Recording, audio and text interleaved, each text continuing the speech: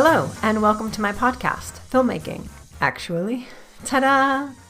All right, I wanted to make another one of these little sort of quick podcast episodes. We're trying really hard to be able to post once a week, so it means that I sit down as often as I can, record as many as I can as quickly as possible, and we're definitely going to be doing some more of the longer form going forward.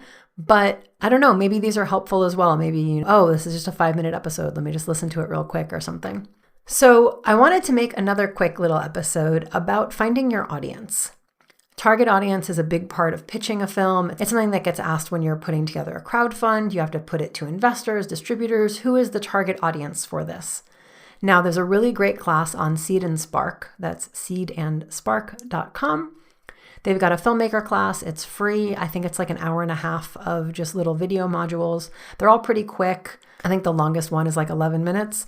I haven't taken the class in a while, but it's been very helpful, and they give some really, really, really good insight to how you find your audience and how you define your audience. Now, something to keep in mind is not everyone is going to love what you do.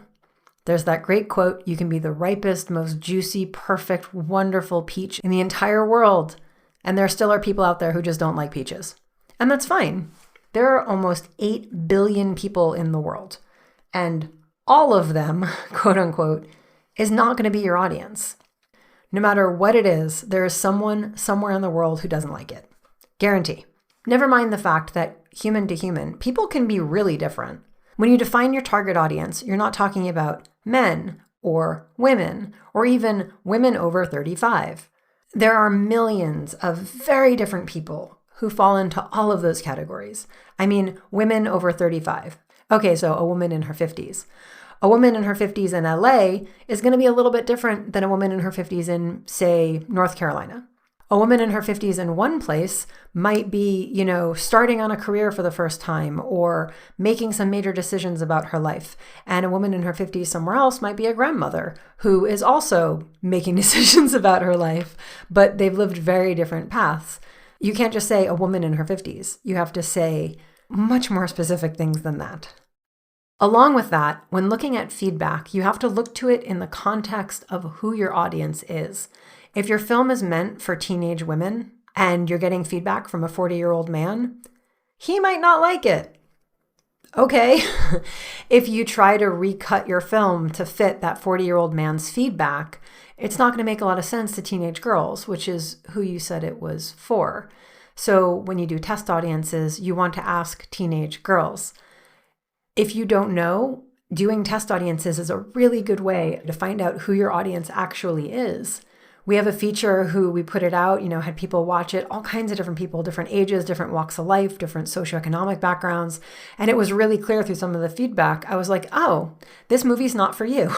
This is not a film for you.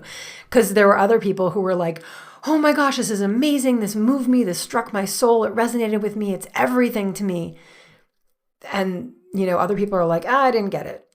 And I'm like, okay, you're not my audience. That's fine. The point is, am I telling a story that's the story that I wanted to tell? And is there an audience out there that I can sell it to? Yes and yes.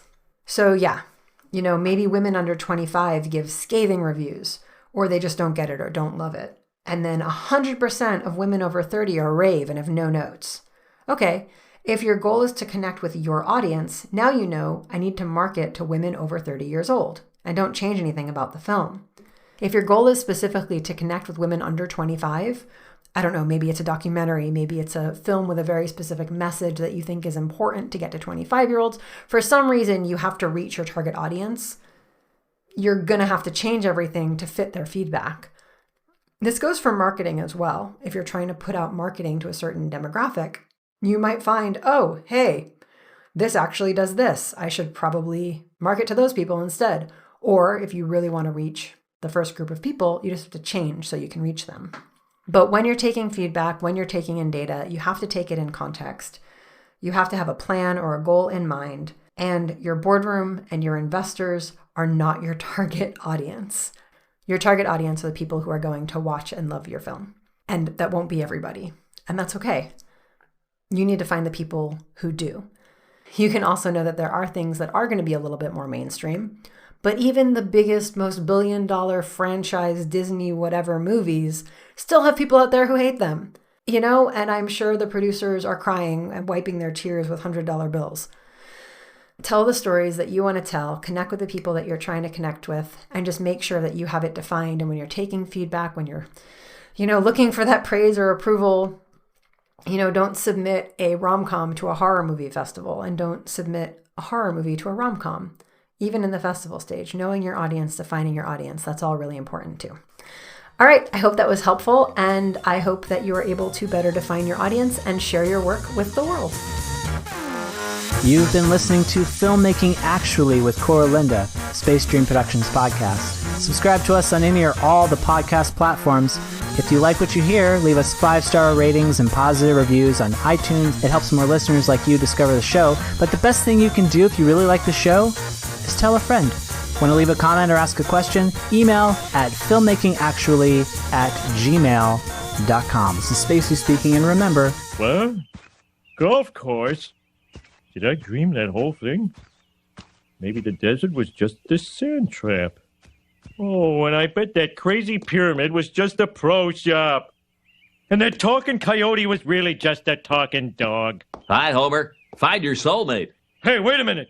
There's no such thing as a talking dog. Damn straight. And we'll see you next time.